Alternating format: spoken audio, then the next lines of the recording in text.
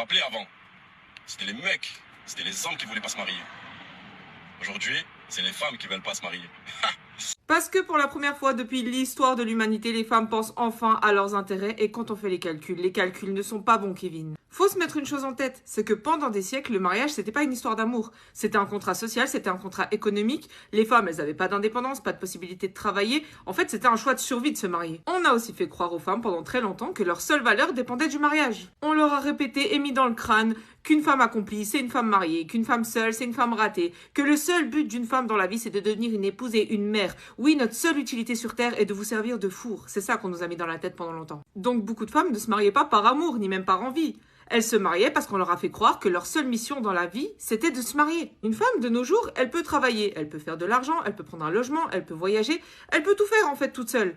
Donc le mariage, ce n'est plus une obligation. Quand une femme se marie, c'est devenu un choix. Et quand on doit faire un choix, qu'est-ce qu'on fait? On fait une analyse. On analyse si le contrat est avantageux. Et désolé de vous dire que dans certains modèles, le contrat, il est loin d'être à notre avantage. Et ça, maintenant, c'est pris en compte. Dans le modèle pseudo-traditionnel, mais quand même moderne sur ce qui arrange les hommes, qu'on essaye de nous vendre de nos jours, les femmes ont beaucoup plus de charges que de bénéfices. Dans ce cas-là, pourquoi y aller?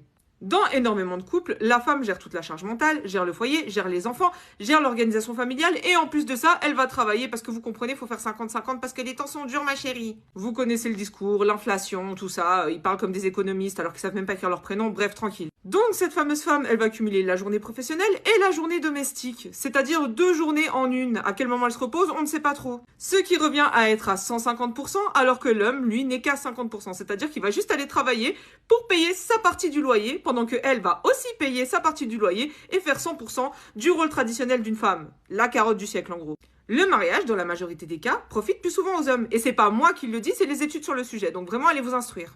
Et ces études ont démontré que l'homme marié vit plus longtemps, a plus de stabilité, a souvent une meilleure situation financière et en plus bénéficie d'un environnement totalement organisé. Alors que pour la femme, la charge domestique augmente, sa carrière soit elle ralentit, soit elle s'arrête totalement et toute la responsabilité familiale est sur ses épaules. Donc oui, dans cette circonférence, il est possible que certaines femmes se disent que si elles doivent travailler, tout gérer et en plus tout faire à la maison, bah c'est peut-être mieux d'être toute seule plutôt que d'avoir un gosse en plus. Donc le problème, c'est pas le mariage. Se marier avec la bonne personne, la personne qui nous correspond et la personne qui a le bon comportement, c'est une des meilleures choses qui puissent nous arriver, c'est la moitié de notre dîne.